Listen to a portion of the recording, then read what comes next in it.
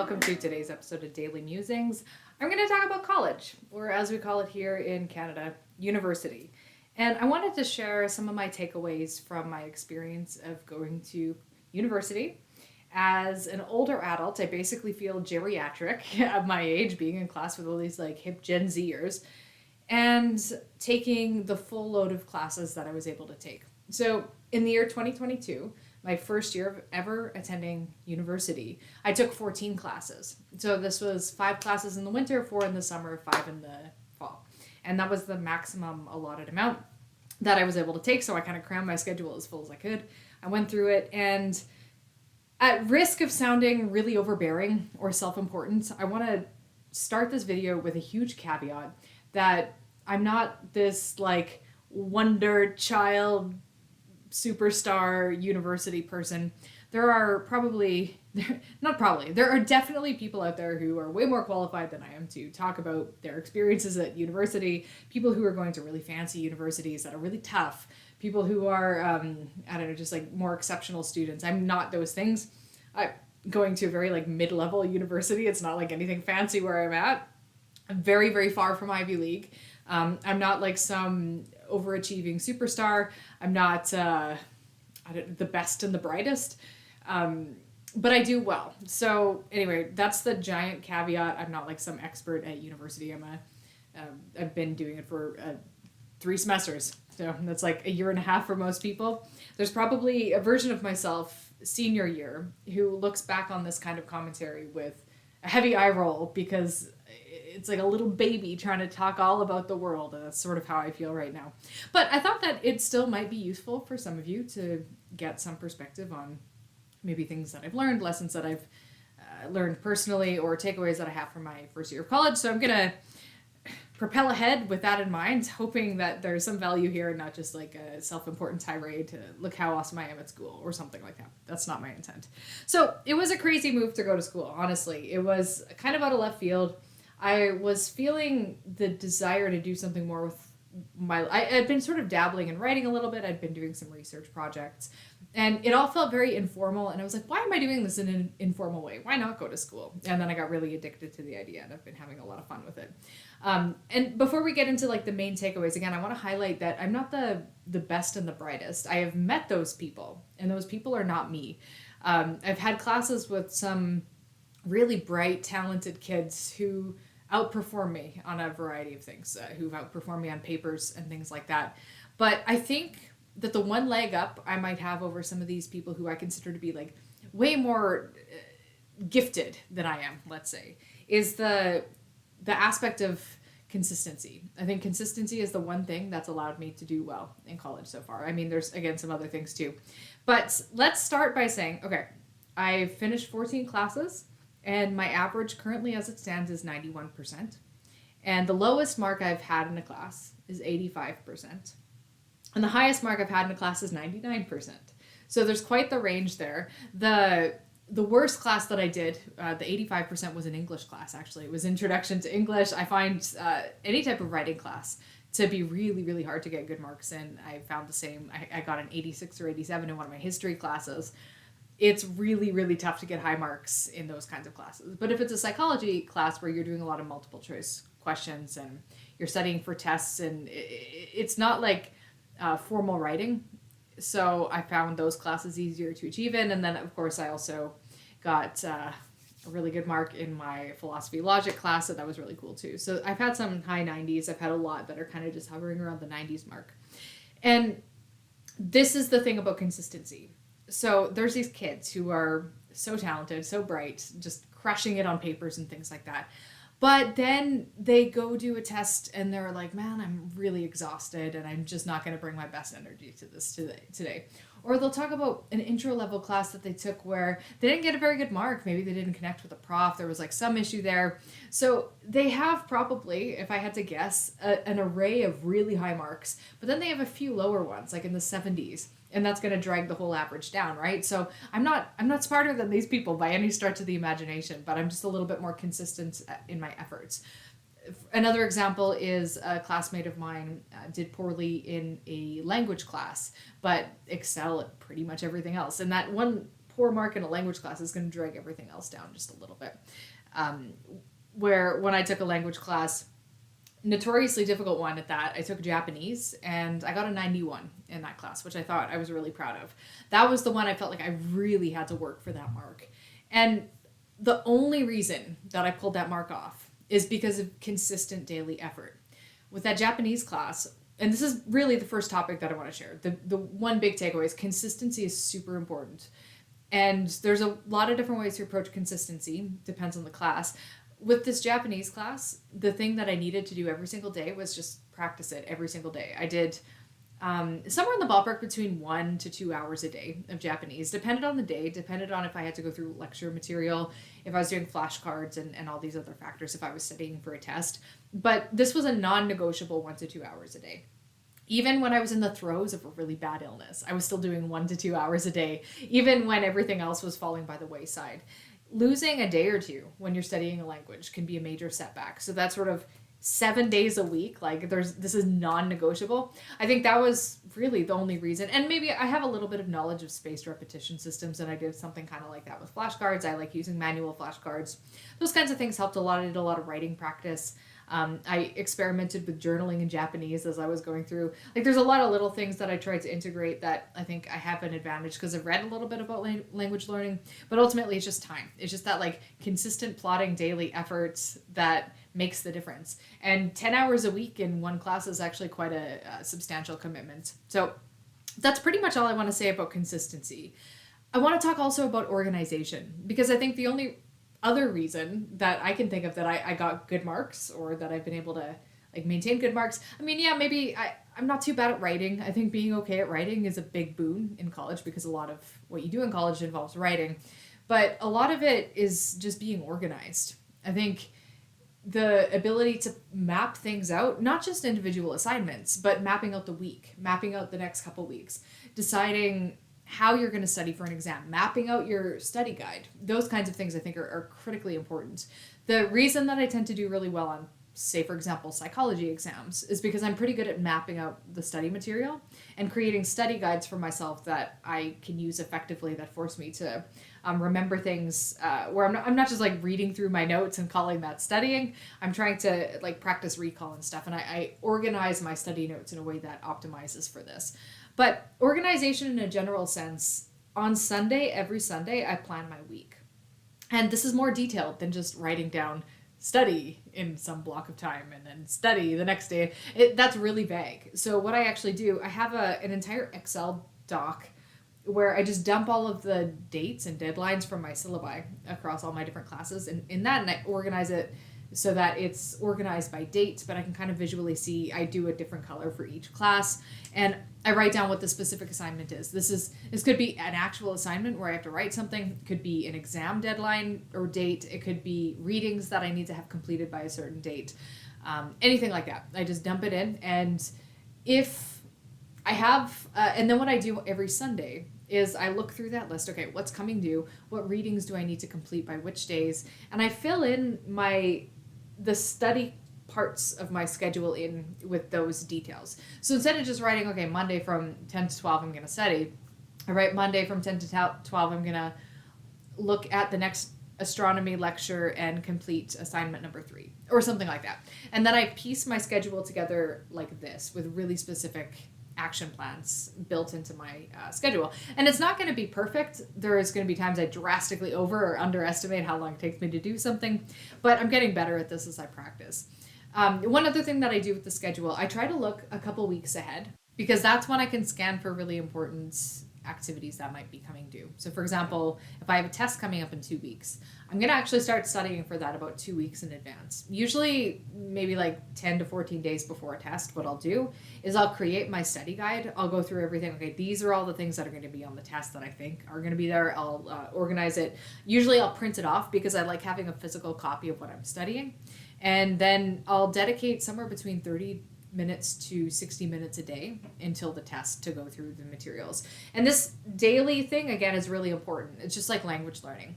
If I had a cumulative psychology test last semester where I had to basically memorize a whole bunch of terms and concepts at multi-layers from yeah, the whole class from 13 units from, it was well over 100 little bits, probably like 200 or 300 bits of information that I had to memorize. So having a really effective strategy with this, doing it 2 weeks in advance, chipping at it day by day, allowed those concepts to sink in. So it wasn't like this sort of last minute rush to stuff things in my brain. It was just this very like organic, natural memorization.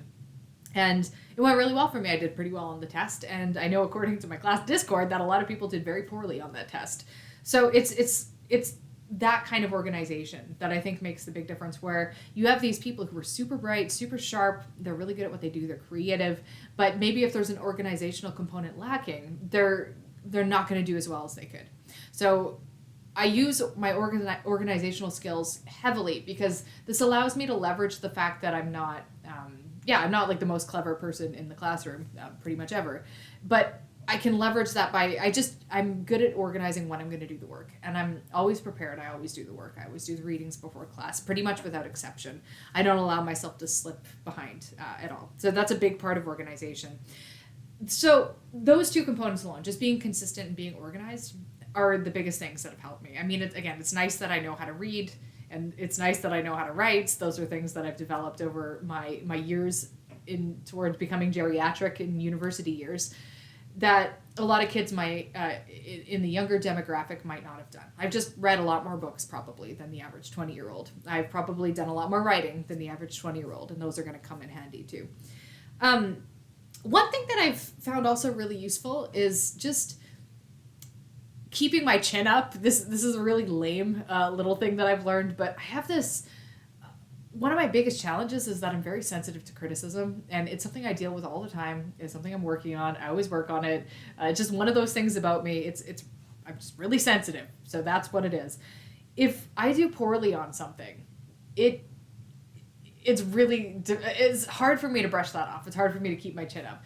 What happens instead is I tend to get this really self-destructive tendency where I'll do badly, and I'm like, I'm just gonna like do so bad, it's gonna like blow everyone away how badly I do. I'm gonna lean into this bad. I'm gonna like go down in flames. I'm gonna be a supernova of chaos and destruction. So if I get a bad mark, there's this instinct to just like explode everything. I'm gonna do so bad. I'm gonna turn that 70 into a 60, and then I'm gonna turn that 60 into a 50, and I'll show you. I don't know who I'm showing. Again, it's a really sort of rebellious, self-destructive tendency. Fortunately, I'm a little better at having a calm head and not falling into that spiral where I might have a decade ago. But just like getting over it is tough for me. So that's been something that I've been continually practicing, and that I know I'm going to have to keep practicing. That's something I practice when I make YouTube videos too, by the way.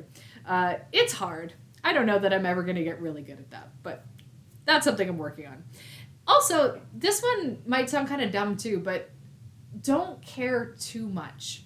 I think this is one of those things where I really care about university. I really care about the things that I'm learning. I'm trying really hard. I'm putting the best of my energy into it within the confines of my limitations, whether they be, the limitations of being sick or dealing with some kind of emotional crises or whatever it happens to be. I'm always doing my best, and I really do care about getting good marks, about putting in. Actually, the marks are less important. It's cool that I get them though, but it's more about putting in my best effort. That's something I'm very passionate about.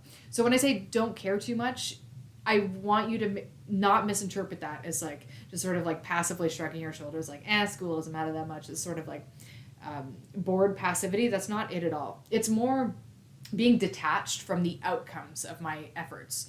So if I do the absolute best I can, I put it all in there, I really care, and I still get a bad mark, then this is tied into the last thing about keeping my chin up. But I have to just a little bit detach from that outcome. I can't really control it. All I can do is my best.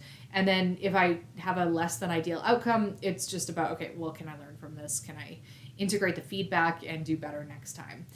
If I cared too much about the grade, and if the goal was getting a good grade, that would squash my creativity entirely. And I think this is something that people struggle with quite a bit. When you really want that like high quality end result, whether you want like, I want to just make the best song ever, I'm going to write the best paper ever. I think there's some degree of that. That's cool. That's ambitious. Go ahead. But if you're really attached to that, then you're not going to be creative in the way that you approach it. You're going to kind of limit yourself and stress yourself out. So if I, for example, wanted to write the perfect philosophy paper, I might be thinking about it in a way like, okay, what's my teacher expecting? How do other people write really good philosophy papers? And then I sort of model it off of those kinds of ideas, as opposed to thinking about something that maybe makes me really genuinely curious, like a question I'm having about the reading is, how can I explore this question? Or maybe I'm taking a bit of a creative risk. Like maybe I read something and it gives me this idea. I'm like, I really want to explore this philosophical idea in this paper. And maybe it doesn't land. Maybe a lot of times it's not going to. The risk that I take isn't going to result necessarily in the teacher praising me with my originality. Oftentimes it's going to be a dud, but there are going to be times when by doing that, by not caring so much if I do well, I'm willing to take a little bit of a risk. And it's, I think, only through that risk that you're able to actually get good ideas once in a while. Otherwise, a lot of what you end up doing is just going to be derivative. And that's part of the university experience too, but I really have to keep holding this in my mind as well. This is a really important one for me. And a risk of sounding like a drill sergeant for this next one, my fifth suggestion, thing I've learned, is just no excuses. I sound like my mother when I say this. My mom is a very no excuses person. She's really inspiring. She gets stuff done. And what this really means is that personal crises are inevitable. And I think sometimes when people are planning for their semester, say, they assume that everything's going to go smoothly. They plan for the best case scenario. They think about how the next 3 months, 4 months are going to unfold, and they think of it with this like sort of shining optimism. That's cool. It's probably not going to work out like that though. I think if you instead expect that bad things are going to happen, expect to get sick, expect someone else to get sick, expect a crisis, expect something like, people have mental health issues and they have babies and all kinds of things happen that you don't necessarily plan for, that can throw a wrench into your just really nice, lovely semester template that you might have originally envisioned. And this happened to me in a really significant way last year. 2022 was a really difficult year for me emotionally. On a personal level, there was just a lot of upheaval. I had a loved one in the hospital for several months, and just a whole bunch of chaos. I moved at one point. I moved at 2 points, one to a different city temporarily.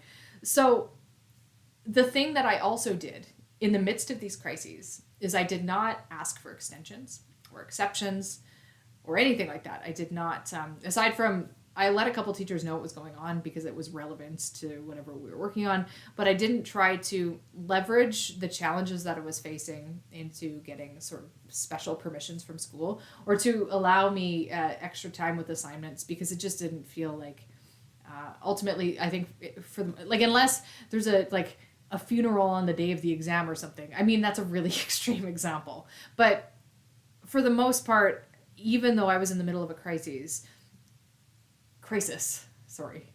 there were crises, but if I was in the middle of a singular crisis, university actually acted as somewhat of a respite, because I was able to immerse myself in an assignment or a reading or something that felt actually quite healing. And it was one of the least difficult things that I was dealing with at the time. It was like a nice, I mean, obviously university is difficult, but reading and researching is not as difficult as parenting. It's not as difficult as coping with emotional challenges and things like that.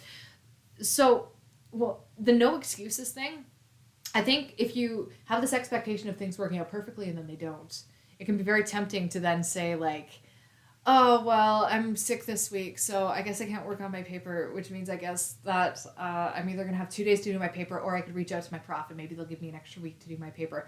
That kind of way of thinking, I think, is really dangerous, because then you're sort of just postponing the inevitable at some points. And what if another crisis happens? Or I don't know. It doesn't make sense to me to do that.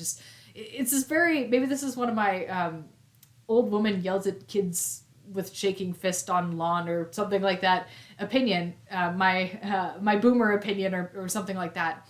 But just like working through it and not letting yourself sort of get away with being lazy, I think is really important. I'm going to just let that point go, because I feel like I know not all of you are going to agree with this. And it's not like I was being really hard on myself and that I wasn't being gentle and allowing myself to grieve and go through everything else that I was going through. And I spent a lot of late nights Googling medical conditions and stuff like that. But at the end of the day, I was trying to keep the bigger vision in place. And the bigger vision is that graduating from college, maybe getting a graduate degree, etc., is connected to my deepest dreams and ambitions.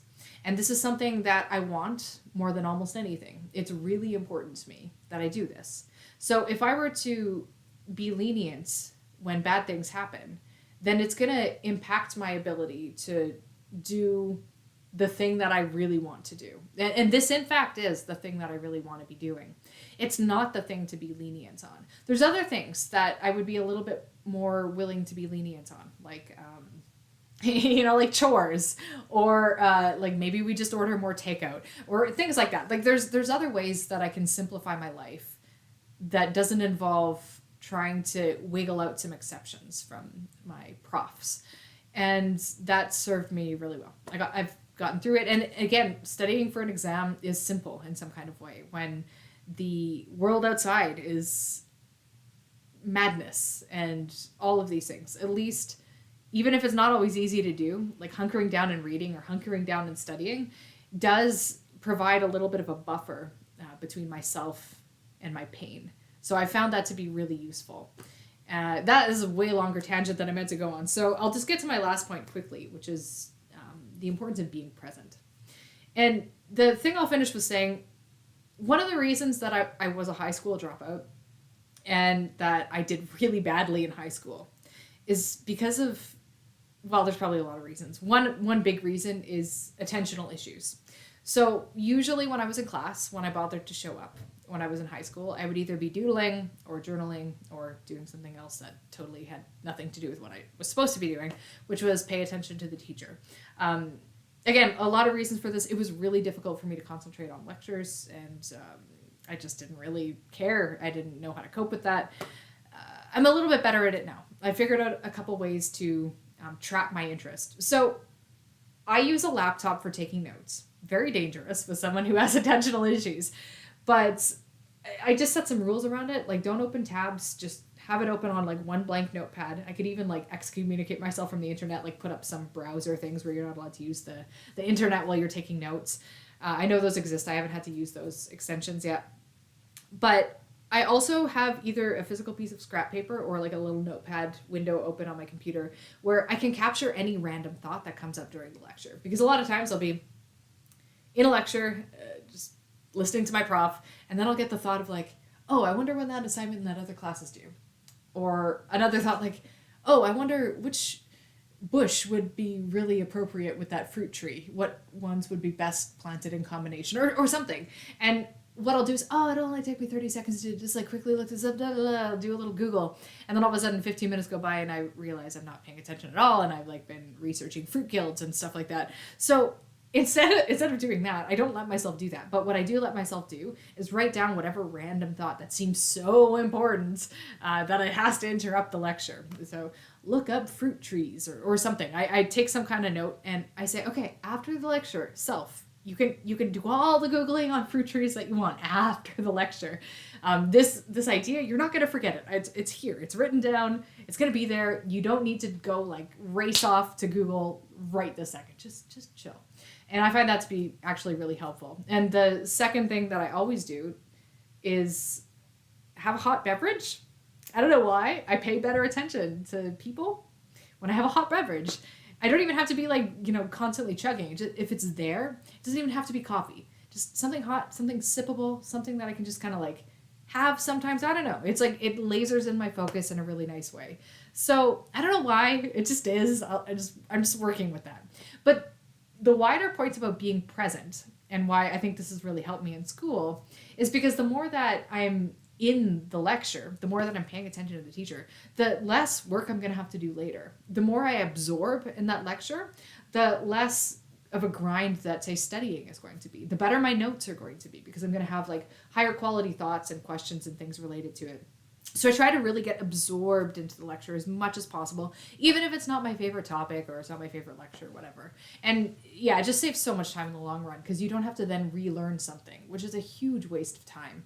So I don't like wasting my time. I love having time for friends and family and things like that. I'd much rather just like laser in on a lecture and then hang out with my kid and not be distracted while I do that. And that's really, with being present, it translates not just to being present with my schoolwork, with my classes, being really focused in the assignments, when I'm working on written assignments, having a clear sense of what I'm doing, how much time I have to do it, having a good sense of the flow of my week. All of those things are so important. And the reason that I do that is so that I can spend time with loved ones, even if it's not as much as I would like right now, but with focus. So I can just like do a puzzle with my kid and not be thinking of the to-do list. Or I can just like go spend an evening with my friends without feeling like I'm sacrificing some, I don't know, all like the time I need to write my paper or something like that. This hardcoreness about organization and planning and all these things, it's really just about living a better life, because there's pretty much nothing else that matters as much as my loved ones. And it's very easy for me to see that there's almost nothing that will matter to me when it's all over. If I were to lose my ability to go to university, that would be sad. But if I were to lose a loved one, that would be devastating. So I'm always trying to orient to this idea that this is what matters most. These people. Like, all this university stuff is really fun, and I like it, and I love learning, and I want to keep doing it. But I want to make sure that it doesn't just totally absorb the rest of my life. And keeping firm borders on those things that I'm doing, on my class times and the schedule and all of that, is just so that I'm able to more deeply connect with the people that I care about. Imperfectly, I'm not always hitting the mark on this. The last 3 months, I was not a very good friend. I wasn't really there because I was sick. My daughter was sick. There was all these things that just a chaos storm. But that's always the goal. However imperfectly it's executed. Anyways, hopefully you got something out of this and that it wasn't too pretentious. Forgive me, all of you now, and also future Alicia, who is shaking her head at me attempting to give advice for university after doing it for a year. Anyways, I appreciate all of you, and I'll catch you in the next one.